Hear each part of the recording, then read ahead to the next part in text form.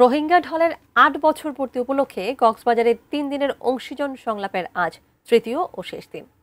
শেষ দিনে উখিয়ার রোহিঙ্গা ক্যাম্পগুলো পরিদর্শন চলছে। কুতুপালংয়ের রোহিঙ্গা ক্যাম্প 4-এ আছেন আমাদের সহকর্মী সাজেদা সুইটি। সেখান থেকে তিনি সেখানকার বিস্তারিত জানিয়েছেন।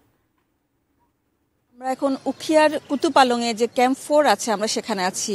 33টি ক্যাম্প রোহিঙ্গাদের আছে আমরা জানি যে কক্সবাজারের এই জায়গাগুলোতে। সেই 33টি ক্যাম্পের মধ্যে কুতুপালংয়ের এই ক্যাম্পটি ক্যাম্প 4 সবচেয়ে বড় এবং বলা হয় যেটা বিশ্বের সবচেয়ে বড় শরণার্থী ক্যাম্প। সেই যে 3 দিনের সম্মেলনের কথা এরই মধ্যে আমাদের দর্শকরা নিশ্চয়ই জেনেছেন। গতকাল ছিল এবং গত পরশু ছিল।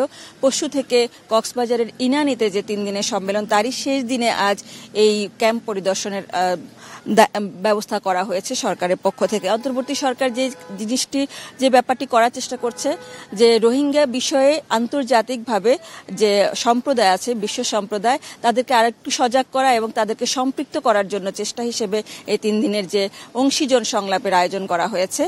এখানে তারই অংশ হিসেবে যারা বিদেশি অতিথি এসেছেন এবং বিভিন্ন গণমাধ্যম এসেছে বিদেশ থেকে, দেশ থেকে, তাদেরকে এখানে পরিদর্শনে আনা হয়েছে যাতে করে রোহিঙ্গারা তাদের নিজেদের কথাগুলো নিজেরা বলতে পারে এবং রোহিঙ্গারা এখানে কিভাবে জীবনযাপন করছে সেটা স্বচক্ষে তারা দেখে যান।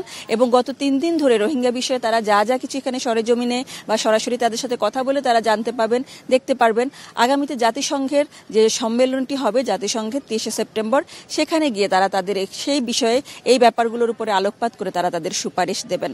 গতকালের ব্যাপারে আমাদের দর্শকরা নিশ্চয়ই জেনেছেন যে গতকাল প্রধান উপদেষ্টা ডক্টর মোহাম্মদ ইউনূস মূল অধিবেশন উদ্বোধনের অনুষ্ঠানে তিনি বলেছেন, 7 দফা প্রস্তাব দিয়েছেন তিনি, যে রোহিঙ্গাদেরকে টেকসই প্রত্যাবাসন, তারা যেন স্বেচ্ছায় তাদের দেশে পূর্ণ নাগরিকত্ব সহ তাদেরকে সম্মানের সাথে যেন সেই দেশে আবারও বসবাসের সুযোগ তারা পান এবং আসলে সেটা তাদের ন্যায্য পাওনা, ন্যায্য অধিকার।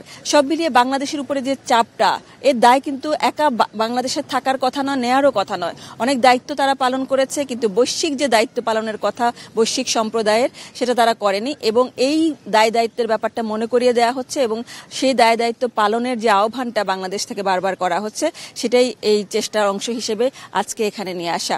আমরা সারা দিনের মধ্যে যতটুকু পারি দর্শকদের সাথে এখানকার ক্যাম্পের পরিবেশ, ক্যাম্পের যা কিছু তথ্য দেওয়া সম্ভব হবে আমরা চেষ্টা করব জানাতে।